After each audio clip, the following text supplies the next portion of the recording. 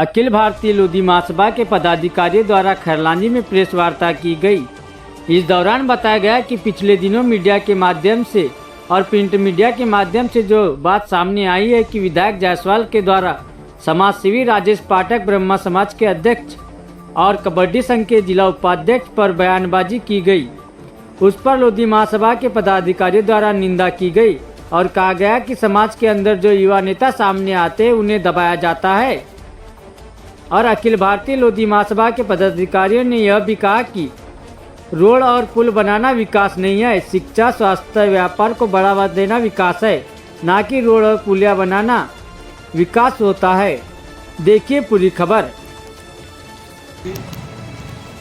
आपका इस पत्रकार वार्ता में स्वागत है।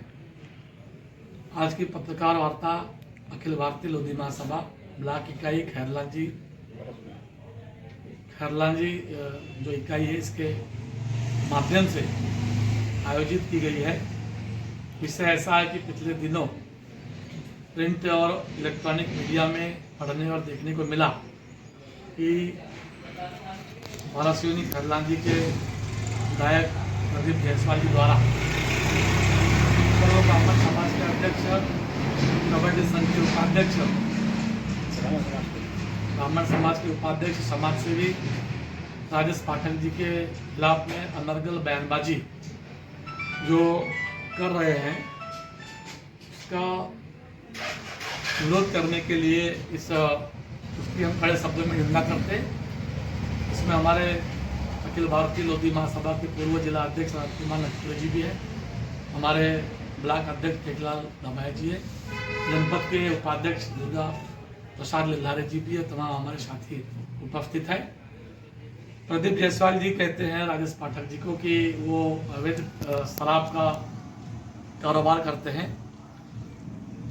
ये गलत बयानबाजी है, क्योंकि जो शराब का ठेका है प्रदीप जायसवाल के पिताजी आदरणीय अमृतलाल जी जायसवाल इसी धंधे को करने के लिए वारासियोनी में वो पूरे परिवार से आए।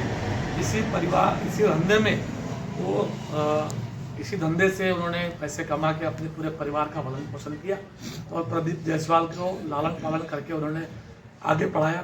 प्रदीप जायसवाल जी आज जो एमएलए जैसे सम्मानित पद पर है वो इसी धंधे से पैसे कमाकर वो इस ये पद पर है। भाई 25 वर्षों से हम भी राजेश पाठक जी के साथ बैठते उठते हैं।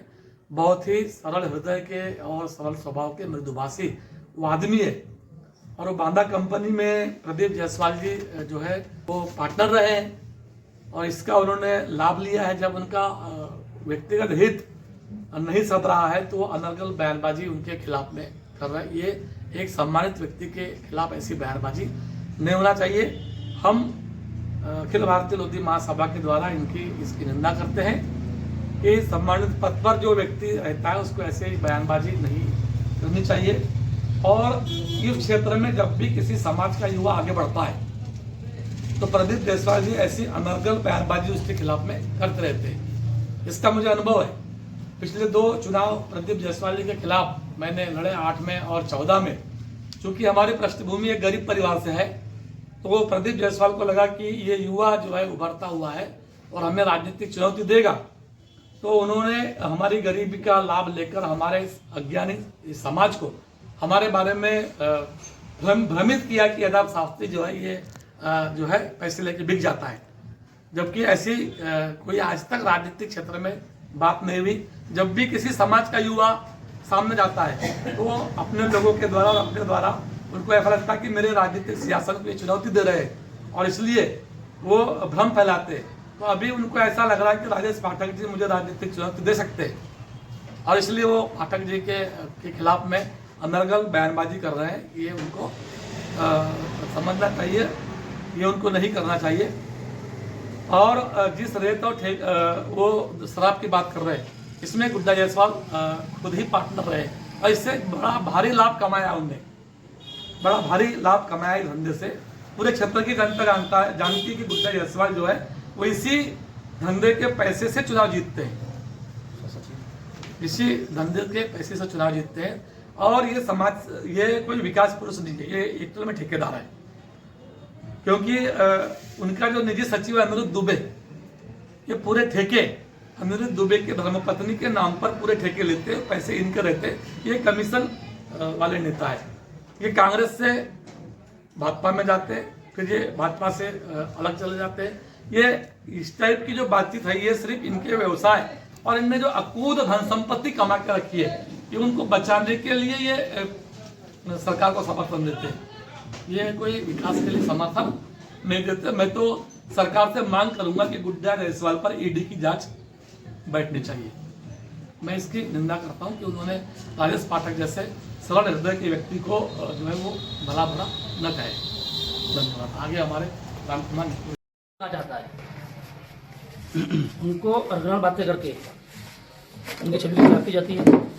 एक सामाजिक कार्यक्रम में उन्होंने मेरे ऊपर सारे शब्दों का भी प्रयोग किया। चूंकि जो समाज में जो युवा नेता है ऊपर उठना चाहता है, उनको दबाने का काम करते, उनके जो कार्यकर्ता है वो उनके बारे में गलत वफा फैलाते क्षेत्र में, जबकि हमारे समाज व हमारे समाज की अज्ञानता के कारण जो विधायक जी है, जिस दिन समाज ये बात समझ जाएगी उस दिन इनकी विधायकी चूल्हे में चले जाएगी। जैसा कि वो विकास की बात करते हैं कि मैंने वाराणसी खेला जी विधानसभा में बहुत विकास किया। विकास तो कहीं दिख नहीं रहा है। रोड बनाना कोई विकास नहीं है। स्कूल बनाते, शिक्षा को बढ़ावा देते, स्वास्थ्य को बढ़ावा देते, बेरोजगारी को बढ़ावा देते, ये होता है विकास। विकास तो कहीं दिख नहीं रहा क्षेत्र में और विकास पूर्ण होने का बड़ा बड़ा दावा करते हैं। आपको पता होना चाहिए, विकास पुरुष कहने वाले आदमी जो गुड्डा जायसवाल जी है, मुझे तो ऐसा ख्याल है जी वो 30 पंचायत में खास करके और पूरी 60 पंचायत में वाराणसी की कहीं विकास दिख नहीं रहा है। क्योंकि विकास होता क्या है, बालाघाट जिले में मैंगनी सबसे ज़्यादा पाया जाता है, खनिज सबसे ज़्यादा पाया जाता है, बांस सबसे ज़्यादा पाया जाता है।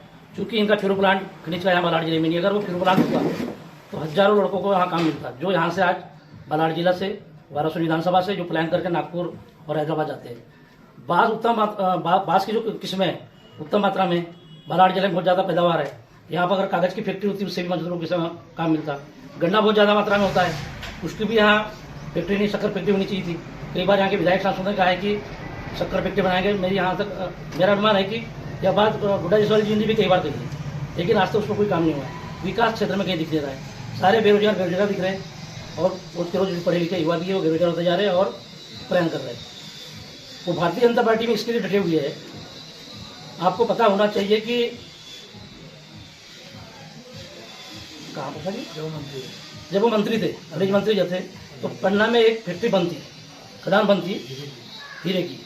उसको कुछ ऑस्ट्रेलिया की कंपनी को बड़े दाम में इन्हें बेच दिया। ऐसे पूरे क्षेत्र में हंगामा है, पूरे जिले में यह शोरगुल चल रहा है।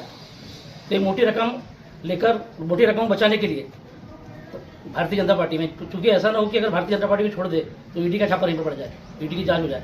मैं तो सरकार से चाहूँगा कि ईडी की जांच इन पर बढ़ा ले और उनकी पूरी संपत्ति की जांच कराए। धन्यवाद। मेरा नाम प्रसाद लिल्हारे है। वर्तमान में मैं जनपद पंचायत खैरलांजी में उपाध्यक्ष हूँ। जिस प्रकार से अभी हम पेपर और media, print media, electronic media के माध्यम से जो बातों को सुन रहे हैं, ये लोग एक दूसरे पर कीचड़ उछाल कर, एक दूसरे की बुराई कर राजनीति कर रहे हैं।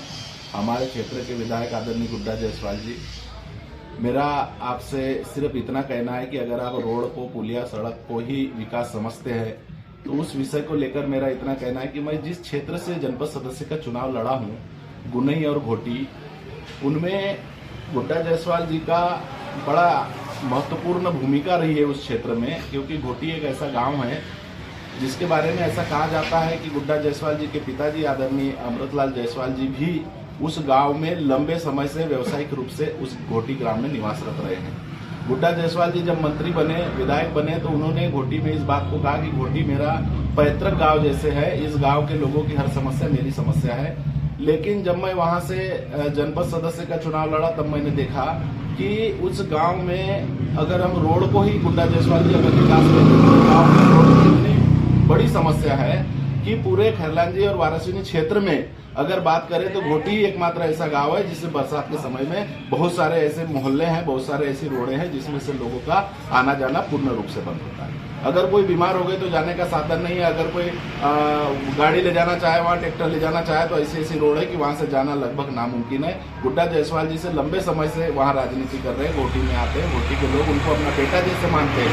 उस गाँव का विकास एक भी नहीं कर पाए। घोटी में ऐसे 4 से 5 रोड है जिसमें बरसात के समय में जाना दुभर हो गया है। गुनई की अगर हम बात करें तो गुनई और अतरी रोड की बरसात के समय में इतनी हालत खराब रहती है। हमने गुड्डा जायसवाल जी से कई बार निवेदन किया कि आप इस रोडों पर ध्यान दीजिए, आप इस रोडों की समस्या को दूर कीजिए, पर गुड्डा जायसवाल जी ने आज तक अपने अभी तक के शासनकाल में उस रोड पर किसी भी प्रकार से कोई प्रतिक्रिया या कार्रवाई नहीं की। आज भी लोग कीचड़ में रहने पर मजबूर है। तो मैं चाहता हूं आदरणीय गुड्डा जायसवाल जी, विकास अगर आप रोड और सड़क कोई विकास मानते हैं तो आप इस गांव पर भी ध्यान दीजिए, अन्यथा अगले चुनाव बहुत नजदीक है और आपका विकास सारा विकास की पोल खुल चुकी है। अब आपका विकास को विनाश बनने में ज्यादा समय नहीं लगेगा। लोग आपकी बातों को समझ गए, इसलिए आपको इन सब चीजों पर ध्यान रखना पड़ेगा। और अभी जो वर्तमान में जो प्रिंट मीडिया और इलेक्ट्रॉनिक मीडिया के माध्यम से आदरणीय राजेश पाठक जी के खिलाफ इन्हें जो टिप्पणियां की है, उनके व्यक्तिगत रूप से टिप्पणियां की है, तो मैं ऐसा मानता हूं कि ये भी कहीं न कहीं उनके साथ व्यापार में पूर्ण रूप से संलग्न रहे हैं।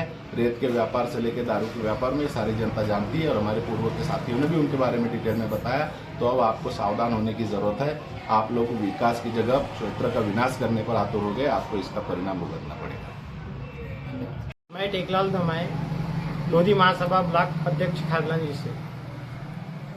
आज जो मीडिया के माध्यम से जो हमें सुनने को मिल रहा है, राजेश पाठक जैसे समाज सेवी और समाज के हितों में काम करने वाले व्यक्तियों पे जो लांछन लगाया जा रहा है वो एक गलत है। वो भी एक समाज का अध्यक्ष है, मैं भी एक समाज का अध्यक्ष हूँ। जब कोई समाज में जरूरत पड़ती है, हम राजेश पाठक और जैसे लोगों को कहना मतलब आमंत्रित करते हैं, वो आकर के हमारी समाज में कहना मतलब कुछ ना कुछ भेंट देकर जाते हैं। जैसे कि हमारे स्थानीय विधायक प्रदीप जायसवाल जी कहते हैं कि मैंने समाज के हित में काम किया हूँ। मैं तो नहीं चाहता। गत वर्ष सन 2020 में हमने एक समाज का सामाजिक मिलन समारोह किए, जिसमें हम सभी का नाम मतलब विधायक जीते हुए विधायकों को बुलवाए।